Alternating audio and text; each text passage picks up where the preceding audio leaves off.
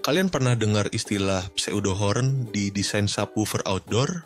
Ini bukan sekadar kotak biasa. Ada trik akustik sederhana yang bisa bikin bass jadi lebih nendang dan terarah.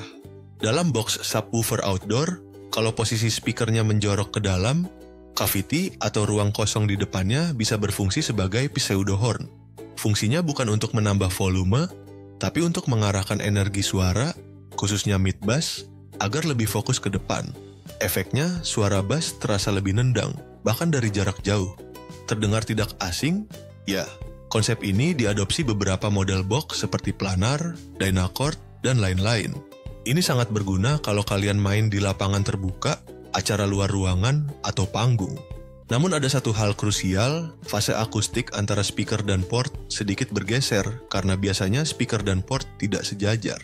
Speaker masuk ke dalam, lubang port lebih maju bisa sampai bibir depan box. Tapi ini berfungsi agar suara dari port tidak terkena pengaruh pseudo horn. Jadi respon suara tidak kotor, dan panjang port efektif tidak berbeda dengan panjang aslinya. Sehingga tetap mudah dituning. Apa keunggulan dari desain ini? Bass terasa lebih tajam, fokus, dan jangkauannya lebih jauh. Efisiensi akustik meningkat tanpa perlu menambah daya atau speaker.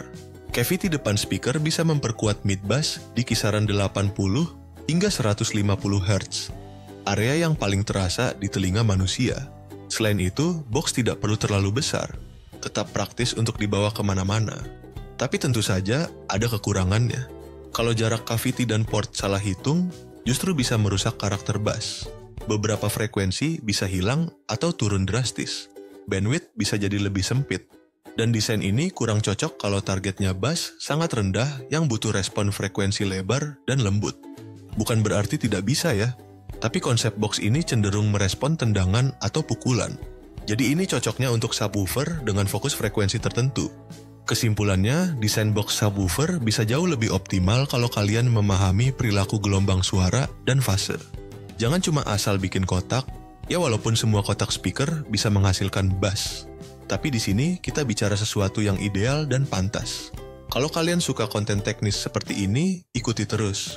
Saya akan bagikan lebih banyak tips sederhana tentang audio yang langsung ke inti dan tetap praktis.